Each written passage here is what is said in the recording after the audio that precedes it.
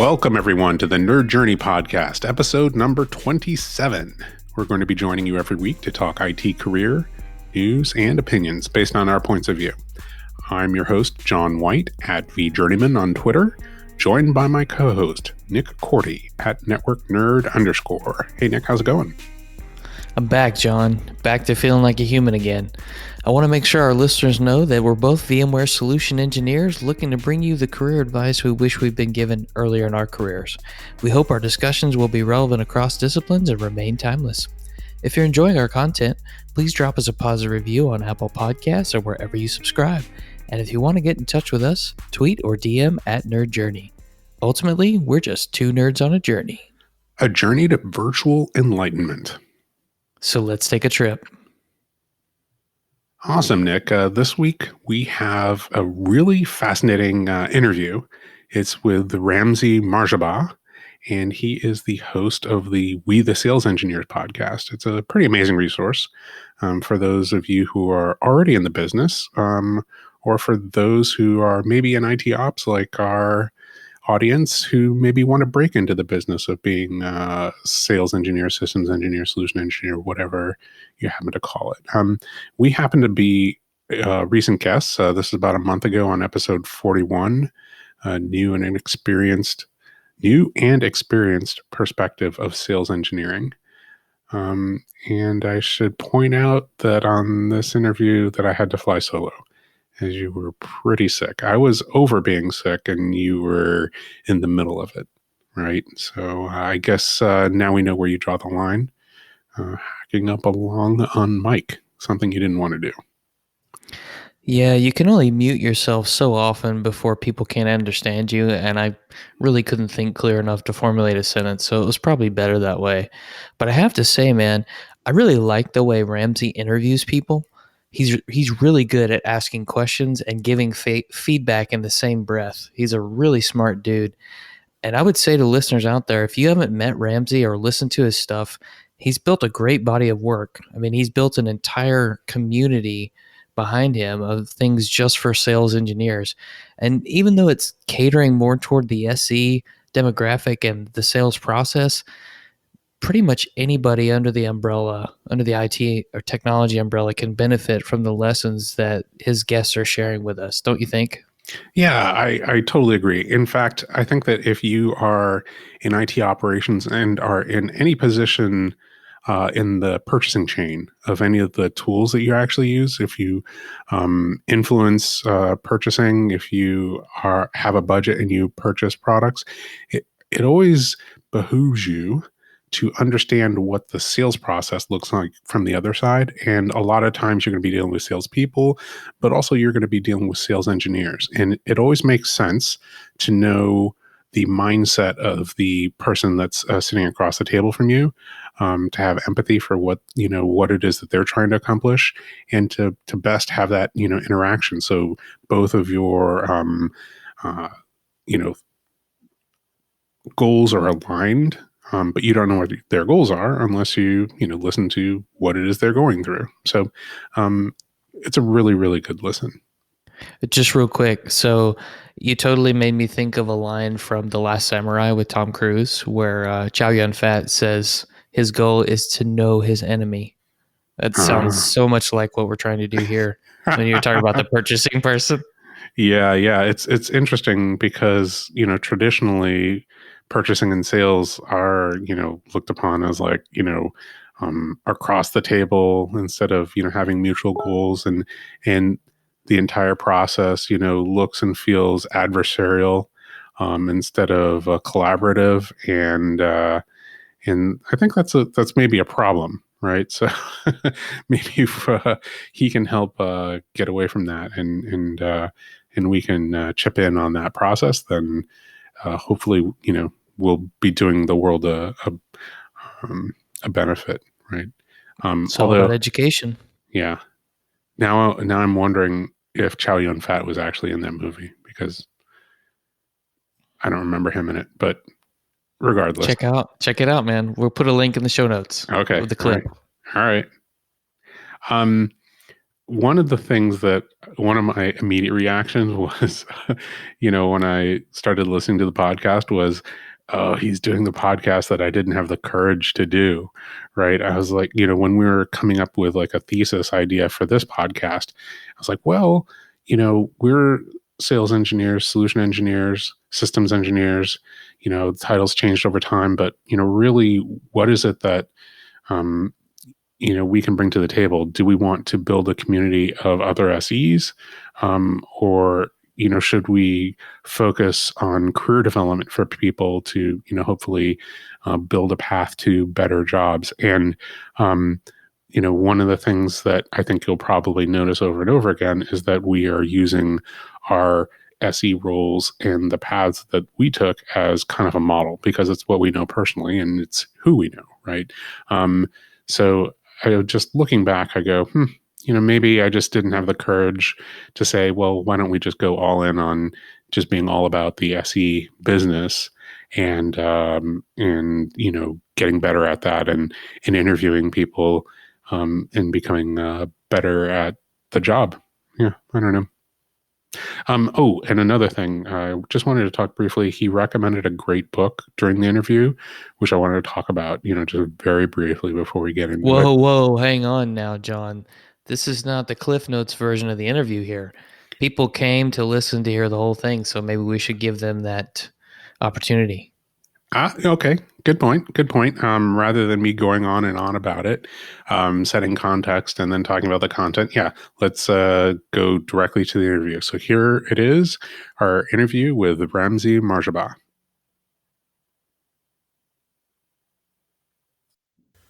Welcome, Ramzi. Thanks for joining us.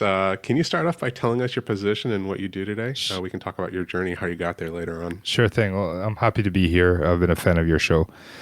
My name is Ramzi Marjaba. I'm a sales engineer at Keysight Technologies, and I'm based out of Ottawa, Canada.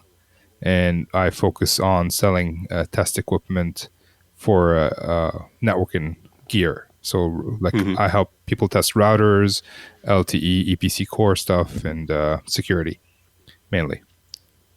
Very cool. Now, you're the host of the We the Sales Engineer podcast. Can you tell me about the origin of that show? Like what got you to start it? The idea of starting it in the first place. We the SE started as a necessity for me because I've been before I joined Keysight, I was with a different company. I was sole SE in my territory, wasn't interacting with a lot of other SEs. And unbeknownst to me, I wasn't really doing a good SE job. I was making quota, but I didn't have a handle on the SE trade, if you will. And I figured the best way to get random people to talk to me is by having a podcast and, inviting them on. That way they can share their knowledge with more than one person. I don't know how much more, but at least more than one. And, it went from there. Yeah, so broaden that impact radius and then actually get to talk to people who are a little bit like high powered in the industry, right? Yeah, through the podcast, I've reached people which I would never have reached. I've actually learned that there are some people that exist that actually help SEs. Like there's a bunch of trainers, John Kerr, Brian Geary, a bunch of them that otherwise I would not have access to. They actually spent like an hour with me chatting about sales engineering. So it's been a good opening for me. Yeah, that John Kerr episode was a terrific one. I've been a fan of his for quite a while, and I'll make sure and link to that one specifically, but maybe some of the others that you mentioned as well. Sure. What has been the evolution of your understanding of the role of sales engineer as you've done the podcast? I'm guessing that your idea of it, has evolved over time. Well, my idea has evolved before I even started the podcast. It's just how to do it. That's where the podcast came in. So when I first started as a sales engineer, I just thought I was a resource that can answer questions to customers and show them how to use our equipment. But as I progressed, I learned that my job is way more than that. My job is to actually understand what the problems they have. So I'm asking the questions and then offering a solution to their problem versus them coming to me and asking me, how do you do this? How do you do that? What's this product do? So, and that's where my evolution came. And then how I can do that stuff. Like, how do I ask the questions? For example, I had the gentleman, Peter Cohen, who wrote Great Demo. Mm-hmm. He came on. He wasn't on the podcast, but he wanted me to do a demo for him, and I thought I was doing great. And then I asked him one question, another question, another question, and he looks at me. He's like, "That's a leading question. Don't do that." Right? Like, that's not something that a customer would tell you. Right. So that's what I'm learning through the podcast. Right. Did you say that you have or have not done an episode with Peter Cohen? It wasn't an episode. It was more of a Zoom recording.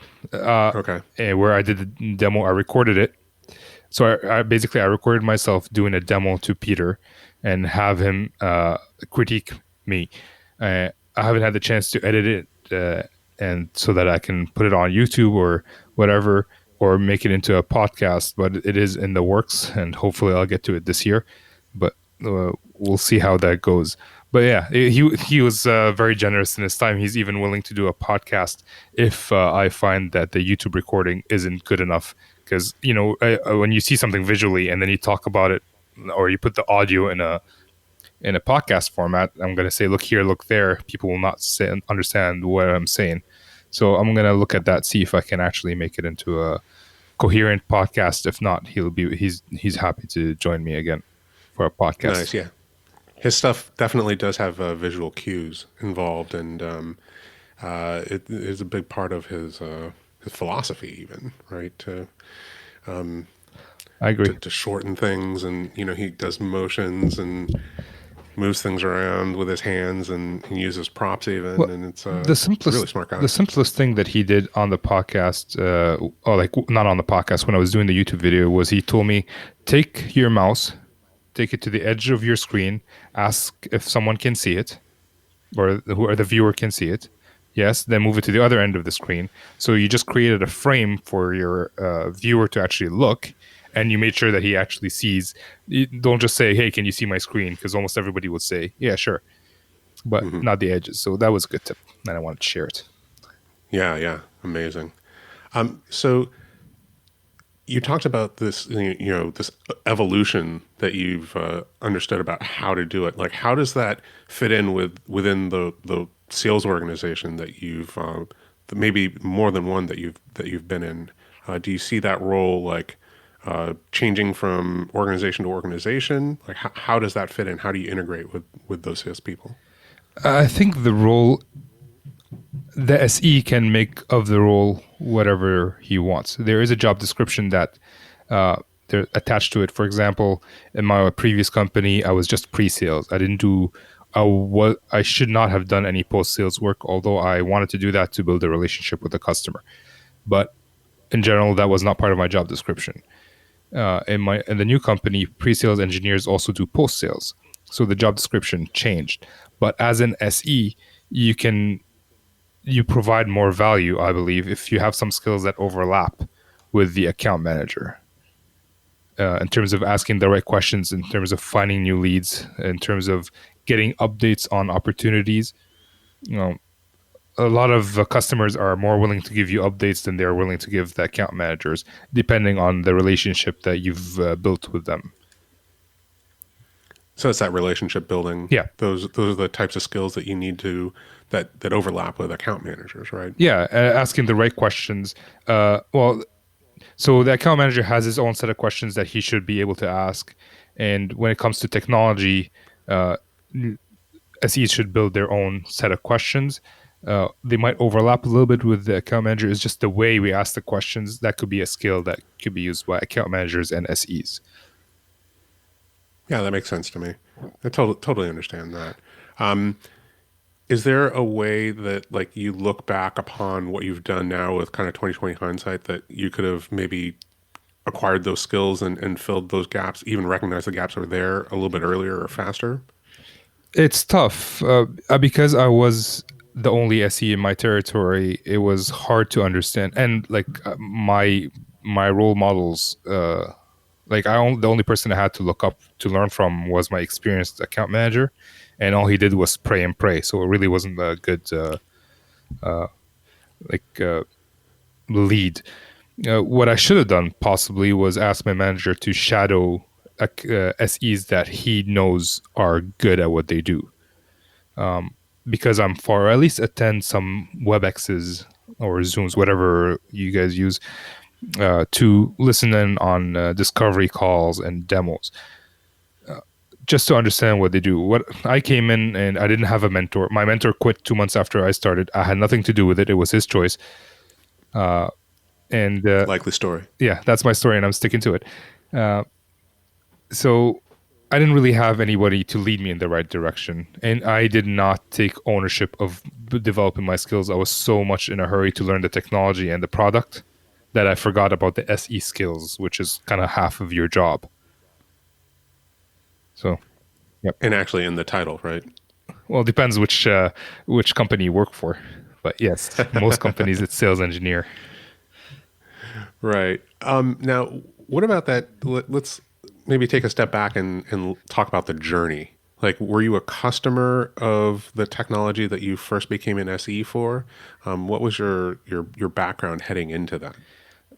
I graduated in communications engineering, and I worked for Alcatel-Lucent, which is now Nokia, as a support engineer, and later on as a network design engineer. As a support engineer, I used the technology because like the equipment that I sell today is used by support engineers and testers to try to either reproduce issues or try to debug their products. So I use the product like that. And I also worked for like the top customer of the company that I moved to, which is how like it gave me a good advantage over other people who are applying to that job. Makes sense. Yeah, I understand that. And then what about that? The transition to becoming an SE? Did you something that Nick's mentioned before? Is this idea of joining what's basically a sales organization, right? Even as a technical resource. Did you feel yourself losing touch with the hands-on technology? Did you feel yourself losing credibility with customers over time, maybe because of that? Because you're not like your day-to-day job is no longer, installing, debugging, doing those types of those things. To an extent, the thing about so when I moved from network design to SE, first off, I didn't even know what SE was. I didn't know what I was applying for too, and during my interview, my manager was asking, "Hey, what would you do if your RSM did this or RSM did that?" And I had no idea what an RSM was, and I'm like, I guess I'll be nice to him and ask him politely not to do what he just did, and I had no idea what it was. I learned a little bit more about it. So there was a transition in the sense that I didn't know what sales was. And as far as losing my technical abilities, frankly, most of my customers are more highly technical than I am. For example, one of my customers previously was Cisco, and Cisco writes standards for technologies. And then my company takes those standards and provides them something to use to test their own equipment, which means they wrote the standard, and then before we're even ready, before I even receive training, I have to sell them that stuff. So my credibility came from the fact that I worked with them. I tried to help them as much as possible. I didn't know the technology. I didn't lie about knowing the technology, but I was able to get the resources they needed to answer all the questions that they want. And I am a generalist SE, which means I work on a broad portfolio of products, which is like basically we sell layer 2, layer 3 networking stuff, and then we sell security stuff. We sell layer 4, layer 7, which means like application HTTP testing, that sort of thing. We sell LTE testing. We sell wireless testing. So I'm not going to know everything. I already know that. But I know what problems my products solve, how it can make my customers' lives better, and who to get in touch with for a quick response about a technical problem. You mentioned something there that I'll react to, which is Just because you don't have technical capability, that is equal to or better than your customers, that doesn't mean that you don't have relationship credibility. And maybe it's a different type of thing that you build up. And I didn't really think about the, two different categories before. Well, you just articulated it, and now I'm thinking about it. So I didn't think about it either. But we just discovered something on the call. Yeah, that's part of the job. Yeah. You hear somebody say something, and then you say it back to them, and then you're both. You're a genius. You minds just are came blown. up with something. Oh my goodness! All right, so do you ever miss like that role of support engineer? No. No. No, I love sales engineering. It's such a different role, and it's opened up many opportunities for me. And it's actually, I think it's the best job ever. You're paid based on your performance, as in as much as you sell, versus as much as your boss thinks you're worth. The reason I left my previous company, not like I moved from network design to sales engineering, is because I was doing the job of a senior person, and I was getting paid as a junior engineer. And no matter how much I work overtime, no matter how many projects I finish, like I worked on millions of dollars worth of projects in like 6 months, versus some of my colleagues who weren't working as much, and we were getting paid the same because we were in the same role. As a sales engineer, you sell more, you make more. And I get to develop relationships with, like, I'm not in my own bubble, in my own echo chamber. I learn from a lot of different people. I learn from my customers. I sit with my customers, tell them, hey, you just worked on this protocol. I'm interested in learning about it. And that happens after developing a relationship, obviously. Can you tell me about it? Can you teach me about this? And they're happy to teach you. So I'm exposed to more stuff in sales engineering, which is why I love it. Interesting. Let me maybe try to echo that back to you. One of the things that you like about what you're doing now is the variety that comes from working with different organizations and different customers. So that's one aspect of it. Yes. Okay. And then another aspect is having part of your compensation be really like directly tied to positive performance. So you perform and you get paid more, and there's nobody around you who can just like change a dial or say, oh, actually your management objectives are actually slightly different this week than they were last week, or in the afternoon as opposed to the morning. Well, they can do it every year, but not every day. Once they set your compensation package is set. Mm-hmm. So Yeah. as part of my old company, they changed the way they compensated, but my compensation, for example, they paid less on support renewals versus new product sales. So they do these changes depending on how the company is doing, but in the end, your compensation, you have this amount that you can make if you do well. Right. But it seems it's more metric driven, and it's not changing week to week, month to month, as opposed to like a kind of a desk job in an office with a manager, where the manager should kind of almost picks a number out of a hat, or just can play favorites. Yeah. Right, and say, well, I don't like you, so you're not getting a raise this year. That's right. Got it. Okay. Any advice that you can think of for people who are kind of walking that path that you're thinking of? And let me generalize it a little bit. They're in a situation where they're unhappy. They don't feel like they're being appreciated or valued by the organization that they're working in. They are in a technical position.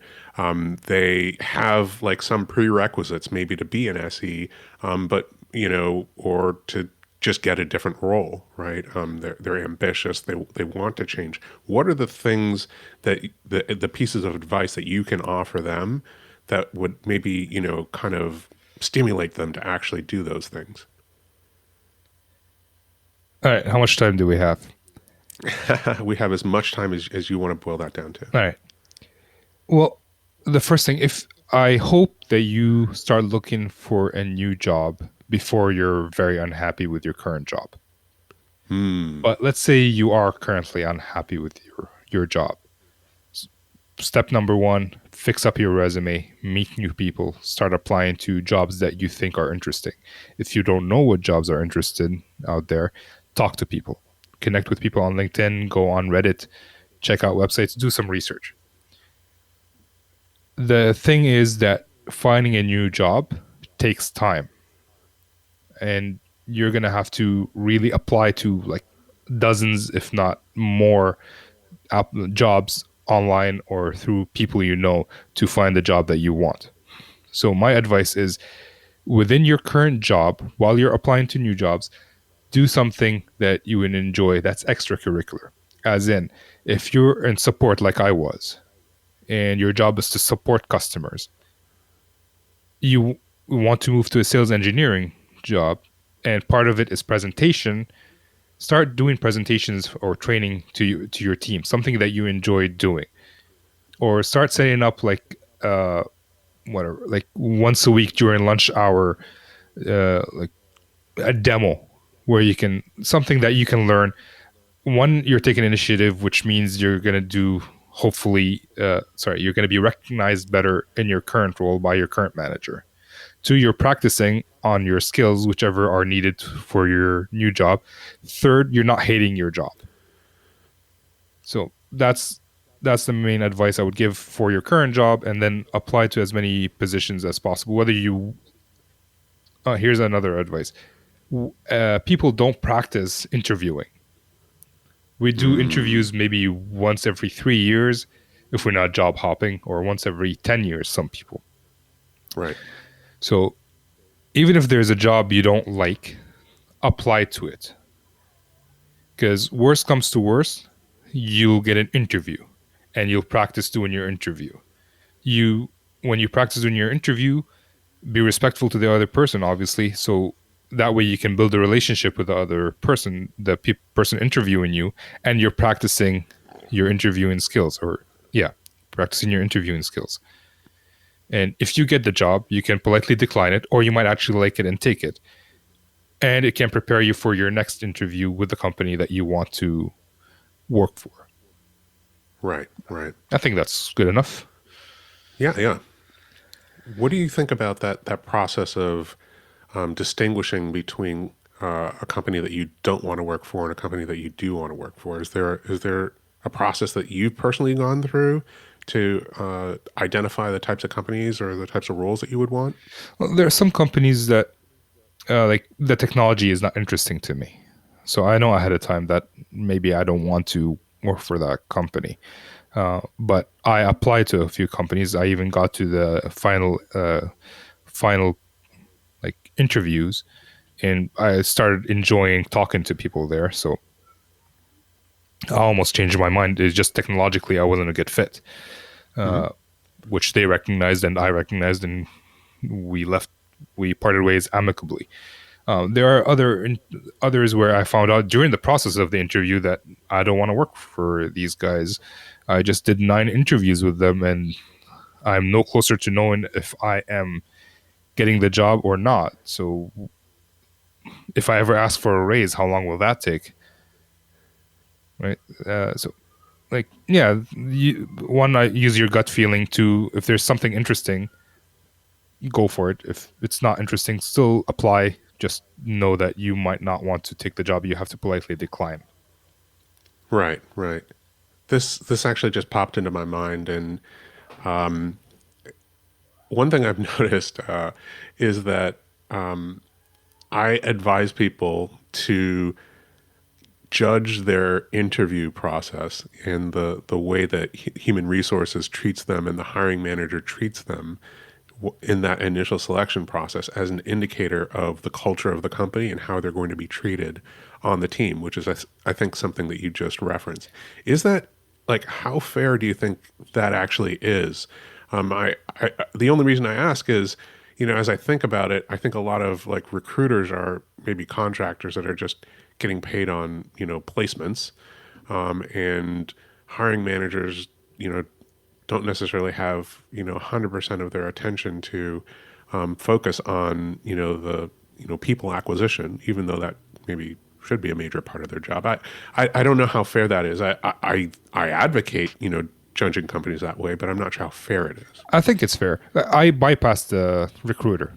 The recruiter couldn't give me information. If I ever emailed the recruiter, he would have to go to the hiring manager anyways. So I just developed a relationship with the hiring manager. The speed that they hire and give you information, that's not even a word, information, and shows how interested they are in you. Right. So the process that I went through, I had another opportunity at the same time, and I was telling the manager, "Hey, I'm having another opportunity. Can we speed this up? Whatever." It's like we want to keep talking to you, but we can't speed it up. All right. Well, the other opportunity came up, and they snatched me like that, and I was way more valuable to that company than I was to this company. So yeah, I can make that decision based on that. If you don't have any other opportunities and you want to go through it, just you can go through it. Like nothing is going to happen. You can in the end make the decision to take it or not take it, and that's something that people don't understand. That you have the power not to take the position. You're actually in a better negotiating position if you understand that you can choose to not take that offer instead of like taking every offer that's on the table in front of you. Right. I think that's something that you only realize once you get into a sales position. Yeah. Is the power of negotiation and the power of just saying no, right? That's not for me. You can also realize that if you have applied for multiple jobs and you know you can find another job. The big thing Right. is if you think that you can never find another job, you're going to take the first offer that's in front of you. Right. It's kind of like in sales. If your funnel is dried up, you're going to run after every small opportunity. But if you have a healthy funnel, you can choose which opportunities to work on. Right. Are you actively referring people into the organization that you work for? Not the organization that I work for, because right now there aren't any open opportunities. I guess I mean the company. Like as in the company that I'm working for right now. Yeah. If there are any open opportunities, I would help people get the job. Yeah, so sorry, I didn't mean that actually. And let me clarify. I've noticed that when I refer people into the organization that I work for, sometimes there'll be a stall, right? And they say, hey, we've really liked you, even after a final interview, but there's a delay. We're not sure. We're trying to organize offers and blah, blah, blah. And then, so it didn't happen to me specifically, right? But I noticed that it happens to people that I refer into. And over time, I'm starting to think that maybe there's like this decoder ring for recruiters where they're saying, hey, we're trying to organize things. We're running into a little bit of delay. And it means you're in second place. And or they're keeping their options open. Yes. Right. Yeah. So it hasn't happened to anybody I've referred to in the past, but like I've seen it happen to other people where you get to the final, everybody's happy. You did so many interviews, and now it's time for the decision, and the decision is not coming because someone's holding up the line. Either it's HR, or if people are making a decision by committee, so there's a hiring manager's boss, another hiring manager that's interested, and they can't make up their mind. It just slows things down. And maybe you're in second place, but that's the thing that I was talking about earlier. Like if they snatch you up really quickly, that means they value you. If they don't, and they're taking their time, so it wasn't as clear cut as if they snatch you up. Yeah. And that could be because they don't value you, or that could be because you didn't prove your value. Right. Yeah, I can see that. So I'm glad that you're tempering my cynicism of that must mean you're in second place, and that's the only thing that it can mean. I'm always happy to have my mind open. Yeah, well, like if you're looking for optimism, you came to the wrong place.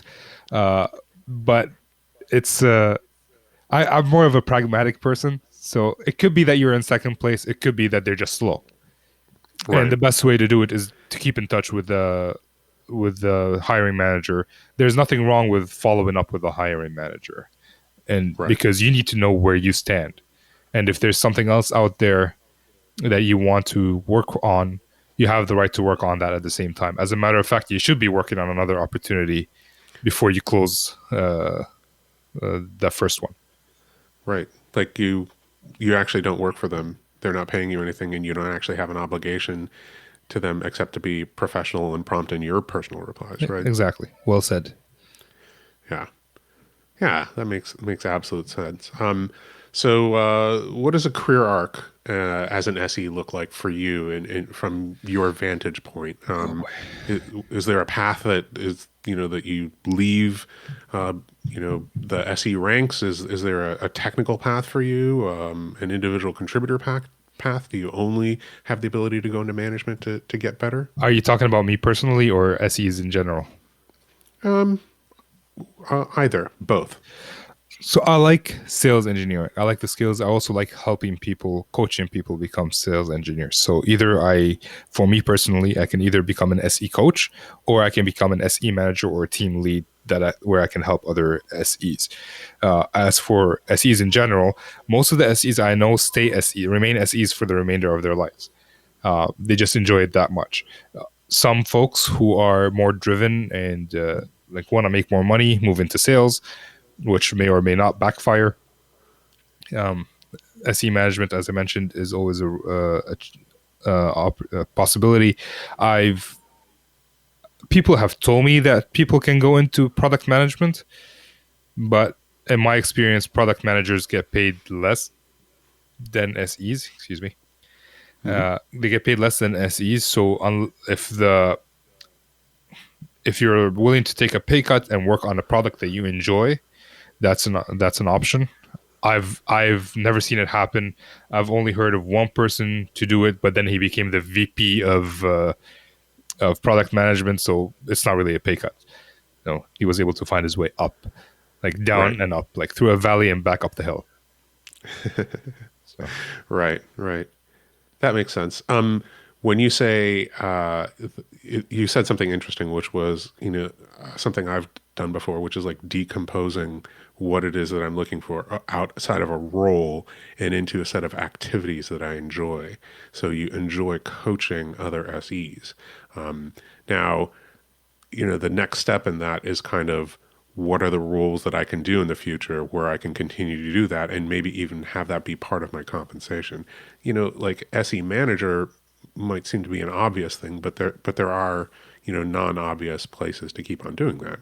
Yeah? yeah, well, it depends on the company that you work for. Some companies have SE enablement teams where they go and teach you, but most of the teams that I saw that related to SE enablement is more about technology versus SE skills. Generally speaking, you go outside of the company for SE skills. Like you go to John Kerr of Mastering Technical Sales or Peter Cohen, or those famous people, or at least famous in our industry, to teach you how to become a better SE in terms of soft skills. Within the company, I haven't seen that much. But then again, I've only been in 2 companies as a sales engineer. So what do I Yeah. know? Will you tell me? Do you guys have SE enablement just related to soft skills, or at least combination of soft and technical skills? We definitely outsource SE enablement on things like soft skills and sales skills. Specifically, I think Peter Cohn is somebody's class who I took. I don't think that the company I work for hired John Kerr more than once, which is in my mind doesn't make any sense. But hey, I'm not in a position to be making those decisions. But other contractors have come in and taught classes. So I think my experience matches up with your experience. Now, on the sales side, I've noticed that, they've hired people specifically to do things like become experts at value selling. And then it's like an internal resource who is a, specific expert on, a specific branded version of sales. But I haven't noticed that in the SE ranks. And maybe it's a whole, maybe it's because, that role of SE is, undervalued versus, frontline salesperson. There's a number of reasons why that could be, but Well, I'm not sure why. the way I've seen it is, generally speaking, if an SE is good with his soft skills, he's usually pushed into becoming a sales guy. Right? They don't stay SEs, although SEs that have both technical and soft skills are way more valuable, in my opinion, and cheaper than salespeople. Yeah, maybe it shouldn't be cheaper. Well, I don't know. I'm okay with it. They want to spend their days running after quotes and POs and all that. They can, by all means. I'd be happy for them to do it if I get if I don't get stressed out about it. Yeah, So yeah. pros and cons. Right.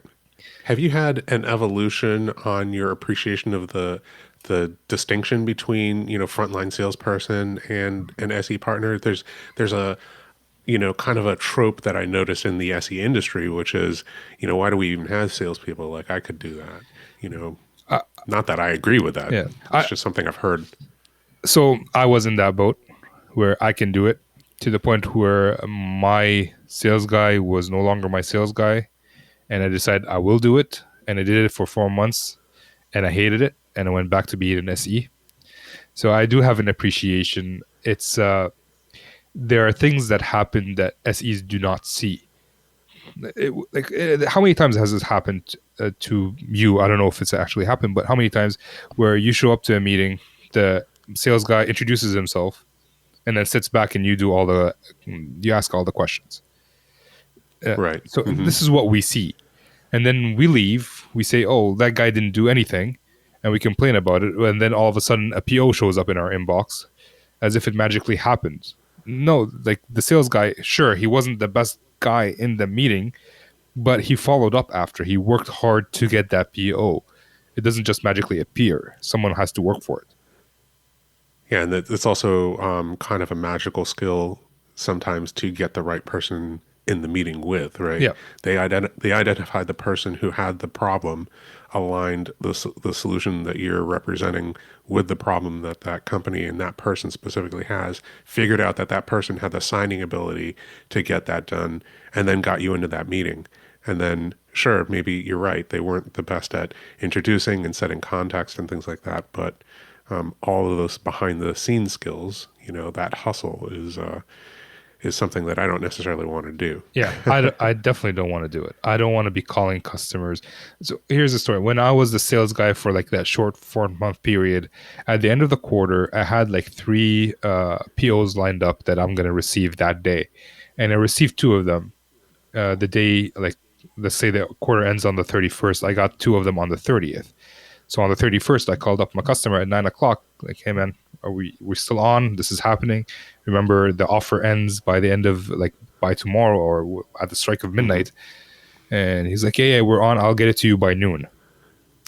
And then 15 minutes later, I get a call from my director saying, hey, did you call this guy? Like, yeah, I called him. Call him again. Like, what do you mean call him again? I just called him. He said, I'll get it by noon. So, no, I'm not going to call him. Oh, yes, you are going to call. Okay, fine. I'm going to call him. I didn't call him. And then in another half hour, I get a call from the VP. Hey, you have this PO in Salesforce. Are you getting it? It's like, yeah, it's coming by noon. Call the customer and remind him. It's like, yeah, sure, okay. Right. Like, I don't want that. I like on the 31st to not hear from my account manager, for me to be actually working with customers versus being stressed by the VP and the directors. So I enjoy what I do.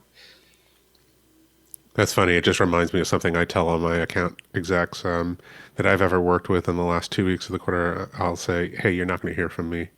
I'm not going to be like the 8th person to call you up and say, hey, how are things going with XYZ PO? But if you need my help, I'm here. Yeah. Well, the thing is, they have a bigger commission on the line. Like, they really need that to close the PO, and they're not children, so they don't need the supervision from their boss and their boss's boss. But almost everybody has money tied up in that PO, so everybody calls. So yeah, no, I don't want to be a sales. I don't like that sounds so final. I'm gonna step back a little bit. I don't envision myself as being a salesperson anytime soon. Yeah. I can definitely see that. I don't think that was the question, though. That wasn't your question. You just said if I appreciate what they do. Yes, I do appreciate what they do, now that I think about it. Well, I ask specific questions, but I'm actually asking you to answer a different one. Okay. Well, I answer whichever one I want. That's very SE of you. Yeah. That's the expert interviewee. Yeah. You answer the question that I wish you asked me. Yeah. So, hey, I don't know if there's a good time to ask this question, but I am curious about something, and now I'm going to turn the table on you. This is something we discussed a little bit earlier before the call. In your experience, have you seen folks know how to build their career, know where they want to be, like have a goal of where they want to retire. Have you been exposed to that? Yeah, so I think that in general, we're pretty bad at career planning because it's something that we only do in emergencies, which is something you touched on, right? And we don't even, that's not really even career planning. That's like emergency reaction. That's firefighting as opposed to fire prevention and, and architectural like fire suppression, right? Yeah. So I think that there are a certain number of people in this world who have very linear careers. They go to school to become an electrical engineer because they want to be an electrical engineer, and then they want to be a certified engineer, and then they want to maybe be the principal engineer at an organization, and then the VP of engineering, and then they retire. Yeah. And there's specific types of roles like that: lawyer, maybe doctor, accountant, and they're very predefined in our cultures and in society, right? And then there's almost every other job that's out there. Almost every other job that's out there and career paths that like interact with those jobs and overlap with those jobs. And so I think in society, we do a very bad job of teaching people to actually map out careers. So, I mean, it's one of the things that, I'm kind of fighting in doing this podcast to actually get people to think about it. We don't practice it. It sometimes it feels like bad luck. Like, oh, if I think about my next job, then maybe that will get me fired because, I shouldn't be disloyal. But, there's a number of things that we're overcoming, discomfort being number one, fear being maybe actually number one, and then, over and over again. And then I think the second thing that you asked about, which is, oh, I want to retire at this age and be able to do this. I think we're a little bit more comfortable with that. That's a little bit more like financial planning, Yeah. right? So I can say, oh, I want to retire when I'm, 58. I want to have, $1 million cash in the bank and, be able to, go on cruises wherever and whenever I want. Okay, so you said a certain age, you said a certain amount of money. I mean, a lot of times people don't even have that in mind. Yeah. But then, working backwards from that, it's, at least there's people with titles that are, that exist to help plan us get there, financial planner or, personal finance guru, or, there's, books and for dummies books that can even help you get there. But the career part, Yeah. there's no certified career planner, that you can just sign up for a $150 consultation and you'll come out with this career plan, right? So it's a lot more difficult. And I think that more people should be doing that. So just, I don't know, maybe it's me, but when I graduated university, I graduated with communications engineering, which is similar to computer or electrical engineering, if you want to lump it in that domain. I had no idea what jobs are out there for communications engineers.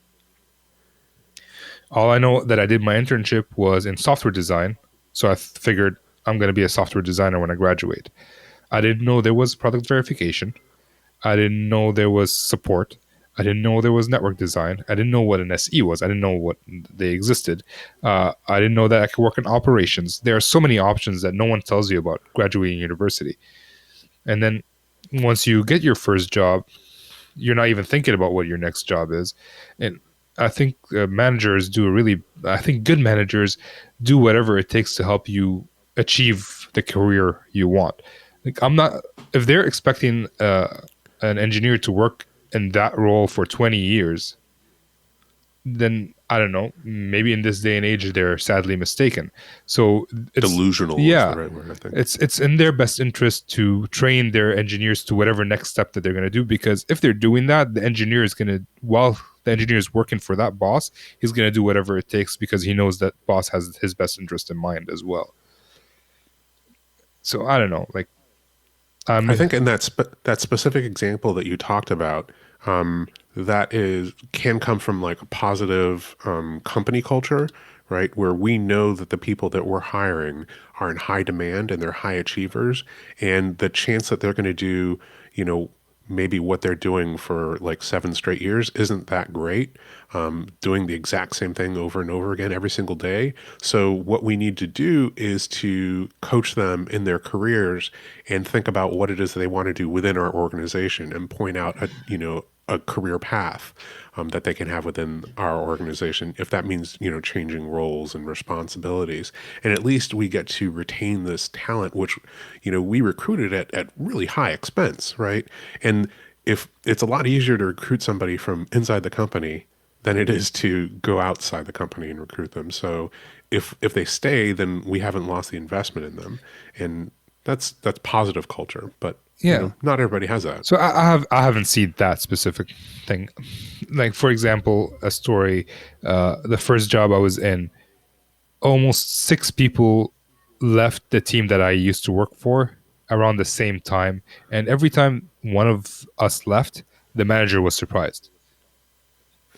Because he was... Even the sixth time. Well, yeah, the because... sixth time he was surprised? Well, yeah, like, there's no way he's going to leave me now. Everybody else left. They're not going to leave me hanging, but they have no reason to stay.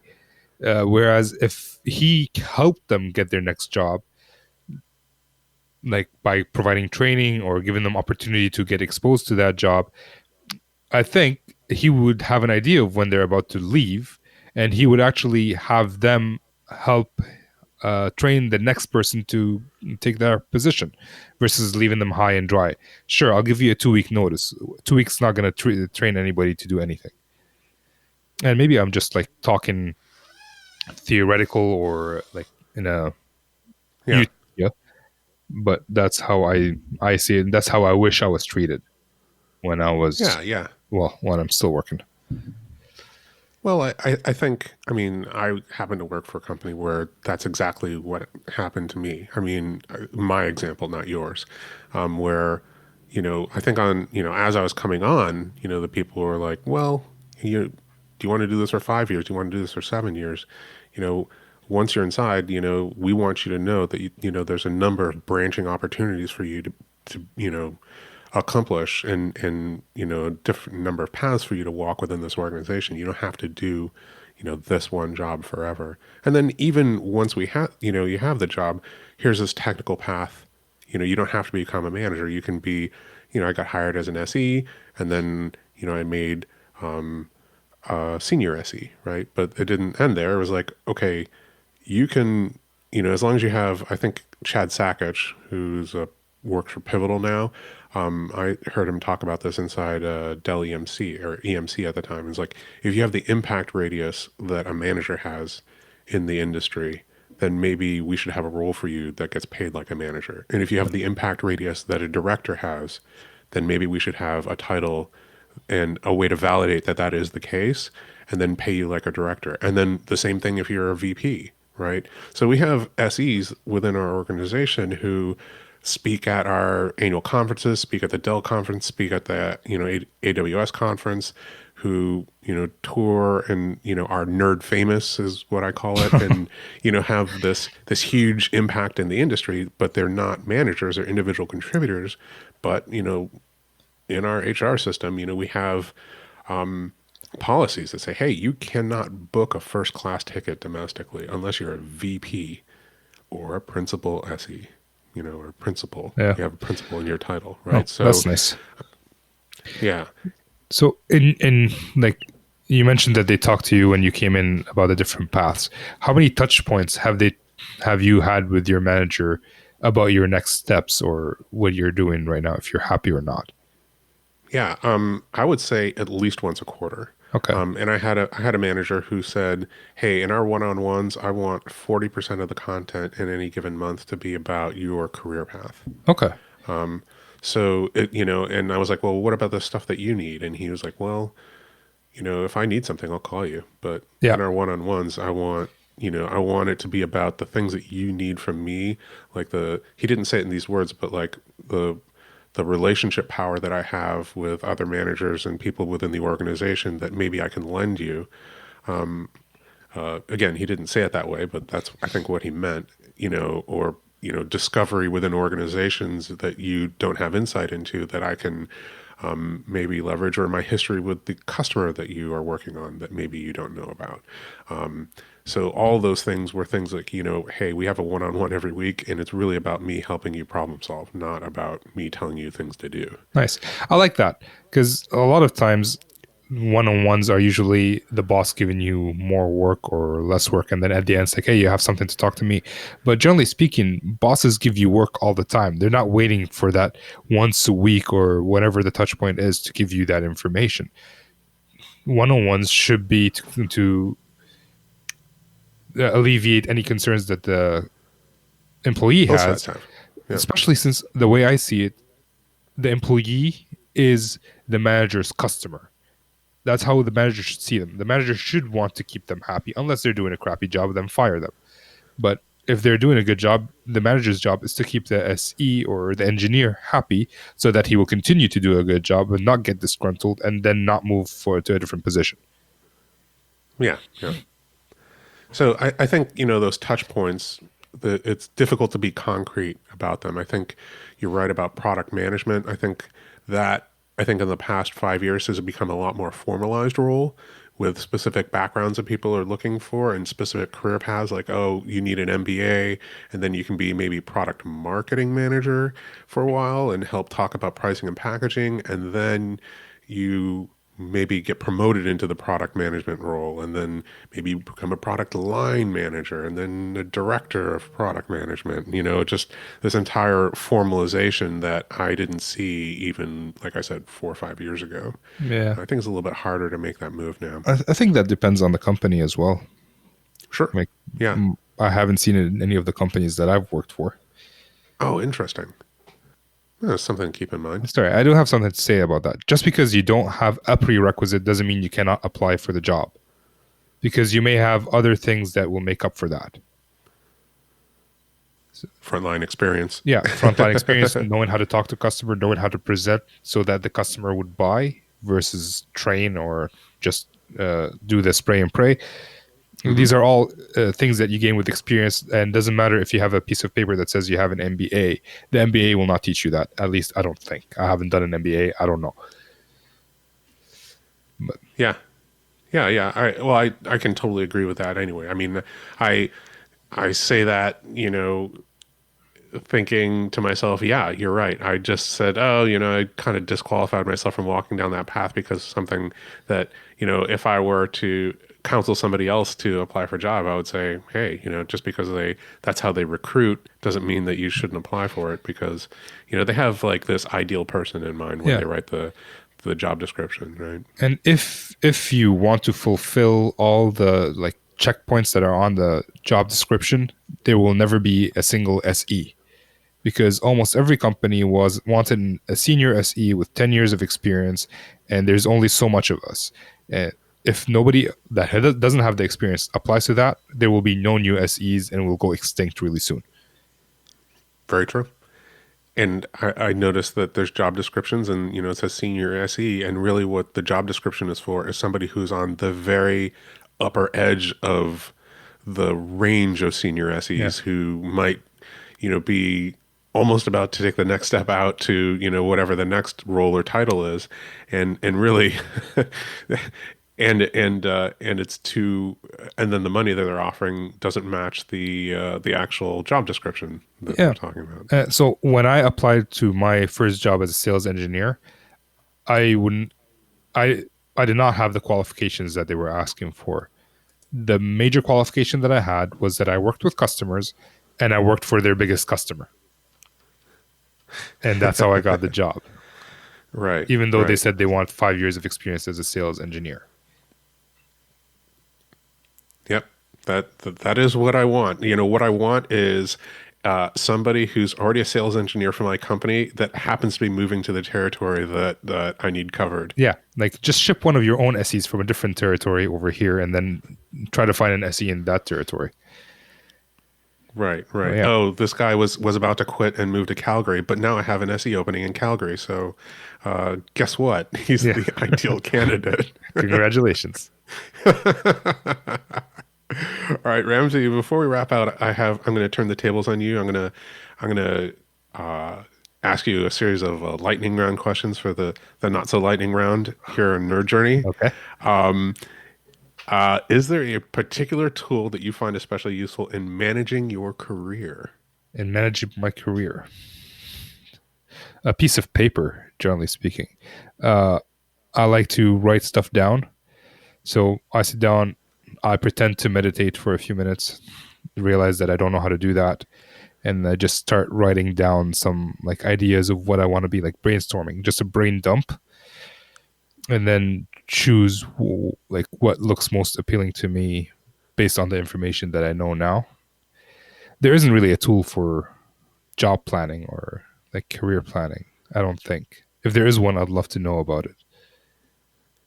I think time, attention, and a piece of paper, and maybe a writing instrument sounds like pretty good. Okay. Pretty good combination. Good. How about a book or resource that you think that people in the technology field should definitely be reading? It doesn't have to be about a specific industry. Well, as a sales engineer, I think Mastering Technical Sales, if you haven't read that, that's a must. There are so many books, and I'm going to take this somewhere else. There's a book called Mindset I'm reading right now, which was referred to me by a guest on my podcast. And it's all about like the capacity, people who believe they have the capacity to learn will learn. People who think they are born with a set of skills and intelligence or whatever, they will soon see that they've achieved the maximum they can achieve and quit. So it's called Mindset by Carol S. Dweck, I think. There's so many books, man. Yeah. If you're into leadership, I would say Extreme Leadership is a book that you should read by Jocko Willink, who's a Navy SEAL. How many books do you want? That's good there. I think maybe if I can give you a homework assignment, it's to create a book section in your on your website, because every guest recommends a book.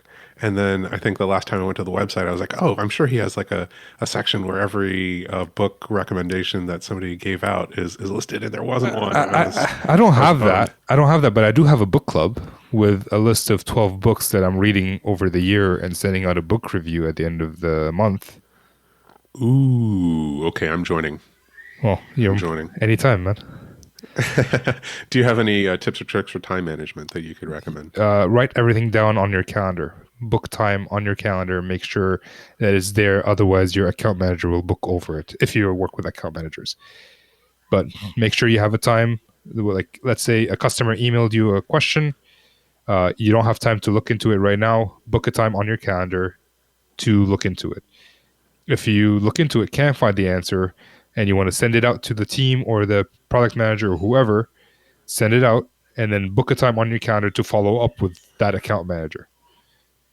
And it doesn't have to be set, like you can move it around. The whole point is for you to remember that you did that, because that's a big problem that I had, where I'd send out an email to the PM or my team about a certain question, and then I forget about it. It's like, yeah, I did my job, and then a week later my customer emails me, it's like, hey, did you look into this? I'm like, oh crap, now I have to go look what happened last. So everything you need to do, put it on your calendar, make sure you have time set aside, otherwise you're going to have to work nights and weekends. And then finally, what's the best career advice you ever received? On my podcast, I asked that question to someone, and his response was, own your career. And that's the best advice I've had, which was something we talked about. Don't let somebody else dictate your career. Don't just let it happen by accident. If you're hearing people yelling around, that's my wife and children having fun. If not, just edit this out. Never mind. So yeah, like, be purposeful about your career. Nice. Ramzi, thank you for coming on. Nick and I really enjoyed being on your podcast as well. We're going to put a link to that episode and then just to the podcast in general, so our audience members can go and find that. Just really appreciate your time and all of the terrific stuff that you've talked about as you've been on. It is my pleasure. I hope Nick feels better soon. I missed him a lot in this podcast, but you did an amazing job soloing this episode. And I loved having you on, and you guys are welcome anytime. Just let me know when you want. And I should really do something about the yelling. No, you need to add tambourine is what you should do. Okay, I will do that next time. All right, terrific. Thanks a lot, Ramzi. Thank you. Thank you. Wow, Nick, very cool interview. If I do say so myself, I thought I was pretty tremendous in it. Ramzi was also very good. Mostly me, I would say. The questions that I was asking, all right, it was mostly Ramzi. Very insightful guy. Just really made me think a lot. He even turned the tables. I don't know if you noticed that, and started asking me questions, making me think, which is, He does that. As an interviewer, like, you never want to have to think, right? You always want to just read questions off the page. That's what we do. So very, very cool. The book that I was going to talk about in the intro was the one he mentioned there, Mindset by Carol Dweck. And it's the current book in the book club that he mentioned. So we'll put a link to the book club, and maybe you can sign up for it and participate, hopefully along with us. And it also reminded me, that we should start a compiled book list that we and our guests recommend here on our podcast over the months and maybe years, as we keep on going. Yeah, I mean, with the thousands of episodes we've released so far, that's going to be tough to go back through them all, John. But we'll give it the old college try and see what we can do. I'm in. I have to say that whenever I hear Ramzi speak and listen to his podcast, I feel like I went back to school. And there's no greater school I'd rather go to than another flavor of the John White School of Mentoring. And I'm sure that if you were to tweet out to @We the Sales Engineers or We the SEs, sorry, you could get some of Ramsey's time. But on this podcast, we pimp out the John White School of Mentoring. And if you're ready to take that next step and learn how to be best supporting interviewer in a podcast like John, just send out a tweet to @NerdJourney, pricing and packaging to come. Now, I do want to make a correction here. In my earlier statement about The Last Samurai, that was not Chow Yun-fat. That was Ken Watanabe. Sorry about that. At least it's corrected now. Hopefully I said the guy's name right. You're going to get so many Twitter mentions of people coming after you for that mistake. I just dread to be you in the next week. But that being said, not going to edit it. At least they'll think of me, John. That's all I care about. Right. I actually thought I was losing my memory. I was like, Chow Yun-fat was in The Last Samurai? Like, I don't remember him as like a Hong Kong actor in a Japanese movie like that. That's the weirdest casting. Anyway, yeah, okay. So at least my balance is restored. Any last thoughts before we break here? Just a reminder that we are not movie critics. We're trying to give advice on careers. But we definitely want people to subscribe and give us a positive review on Apple Podcasts or wherever you're listening. We want to know if we're being helpful and are always looking for interesting questions to ponder. We're collectively on Twitter @NerdJourney. All right, farewell, listeners. Tune in next time as that journey continues. I'm John White, hopefully best supporting podcaster, @VJourneyman. For Nick Cordy, @NetworkNerd_, signing off. Adios.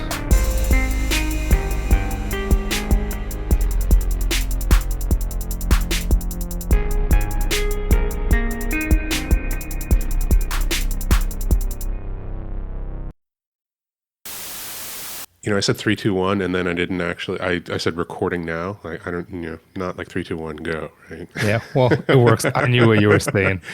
We're on the same page. All right.